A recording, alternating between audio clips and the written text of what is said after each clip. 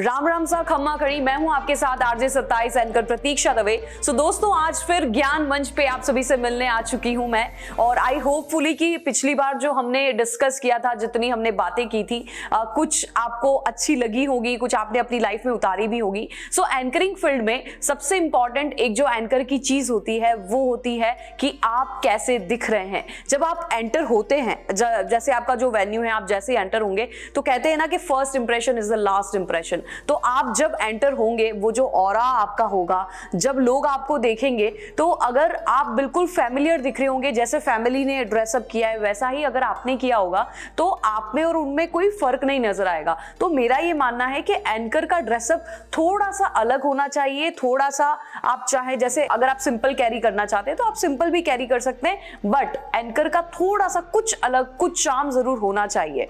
और एक बात ये होती है कि हम कई बार हम देखते हैं कि बहुत सारे जो एंकर होते हैं वो अपने आप को बहुत अच्छा कैरी करते हैं, बट वो कैरी कैसे करते हैं कि उस एंकर ने भी ये पहना था तो मैं भी ये पहन लेता हूं।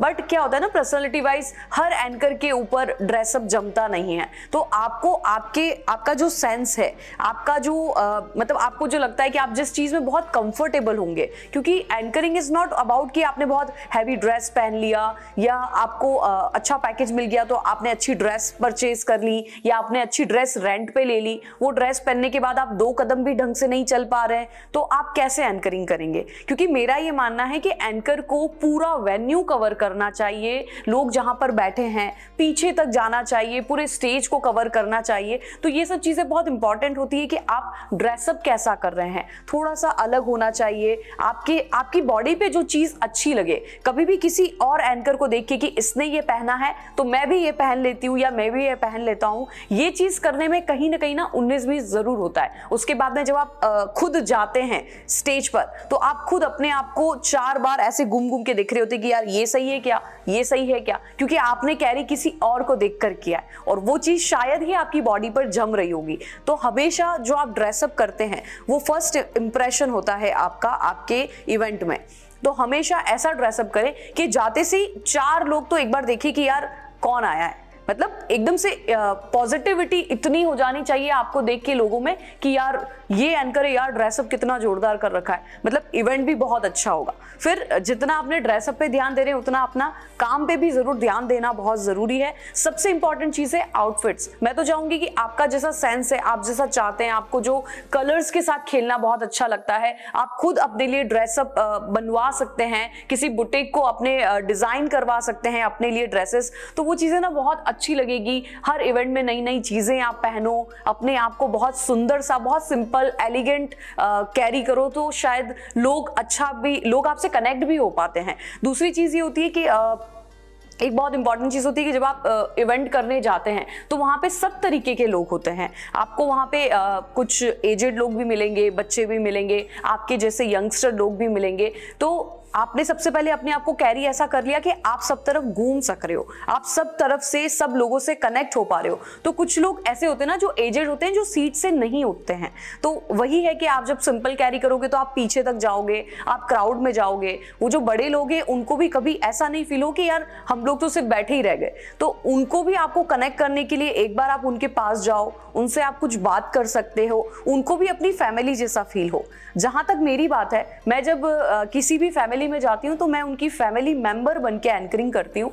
और जैसे मैं अगर ब्राइड साइड से अगर मैं गई हूँ, मुझे ब्राइड साइड से बुकिंग आई है, तो मैं ये मानती हूँ कि ब्राइड की जो पूरी फैमिली है वो मेरी फैमिली है। यानी कि ब्राइड के जो पेरेंट्स है वो मेरे पेरेंट्स है, उनके जो बुआ फूफा जी हैं वो मेरे बुआ फूफा जी हैं। तो मैं जब उनको उस तरीके से लिंक करती हूँ ना कि यार ये तो मेरा परिवार है, तो वहां पर कभी भी कोई अपशब्द या किसी का इंसल्ट करना या किसी को कोई ऐसी बात बोल देना कि यार वो उसके दिमाग में खटकती रहे, वो चीज कभी नहीं होती है। तो आप जब भी किसी इवेंट में जाते हैं, किसी फैमिली में जाते हैं, तो वहां पर हमेशा दिमाग में ये सोच के जाओ कि ये तो मेरा परिवार है। तो आप अपने परिवार से हमेशा बहुत रेस्पेक्ट से बात करते हैं, उनकी केयर करते हैं। तो वहां पर भी आप अपने शो में ये चीजें आप साथ साथ में लेकर चलते हैं। दूसरी बात ये आती है कि आप जब इस फील्ड में एंटर होते हैं तो कई सारे बैरियर्स भी आपको आएंगे, यानी कि कुछ लोग होंगे जो चाहेंगे कि आप आगे बढ़ें, कुछ लोग होंगे कि वो दिखाएंगे कि आप आगे बढ़ें, लेकिन रियल में उनके मन में वो चीज़ नहीं होगी कि आप कभी भी आगे बढ़ें। तो ऐसे आपके आसपास बहुत सारे लोग होते हैं, कुछ आपके फैमिली में भी होंगे, कुछ आपके दोस्त होंगे। जब जैसे ही आप शो करने लग जाएंगे, अच्छे शोज करने लग जाएंगे, आप देखोगे ऐसे खटखट खटखट करते से लोग है ना छूटते जाएंगे। क्यों? क्योंकि आप कुछ ऐसी चीज कर रहे हो ना जो उनको बिल्कुल भी डाइजेस्ट नहीं हो पाएगी कि यार ये हमसे आगे कैसे निकल गया। तो जब आपको लगे ना कि लोग छूटते जा रहे हैं, तब कभी भी लाइफ में अकेला फील मत करना। जब लोग छूटते जा रहे हैं तब समझ जाना कि आप सीढ़ी ऊपर चढ़ रहे हो और वो लोग वहीं पर खड़े हुए हैं। और अगर आप चाहोगे कि आपको उन लोगों का साथ चाहिए तो आप भी फिर नीचे ही खड़े रह जाओगे और आप कभी वो सीढ़ियां ऊपर नहीं चढ़ पाओगे। तो कभी भी ये चीज मत सोचो कि लोग छूट रहे हैं या दोस्त नहीं है, दोस्त कम हो रहे हैं, क्योंकि ये सब चीजें लाइफ में शायद आप आपके पेरेंट्स से पूछना, उन्होंने ये चीज फेस की होगी। एंकरिंग फील्ड छोड़ दो, जिंदगी की अगर मैं बात करूँ ना, हर इंसान ने ये लाइफ फेस किया है कि जब वो आगे बढ़ता है तो वो लोग छूटते चले जाते हैं। तो जो लाइफ में आपके बैरियर्स आएंगे, कुछ लोग आपको रोकेंगे। मेरे दादाजी मुझे कहते थे कि हमारा जो ये जो सारे लोग हैं ये एक टोपला है। वो ऐसे मेवाड़ी में समझाते थे कि वो एक टोपलो है और अनी टोपला में आपा सब केकड़ा जो भरिया थका। तो एक भी केकड़ो अगर बाने निकलना चाहे तो दूसरो केकड़ो वंडो पैर पकड़ने खींचे तू कटे जाइरो अटे रुक बाया।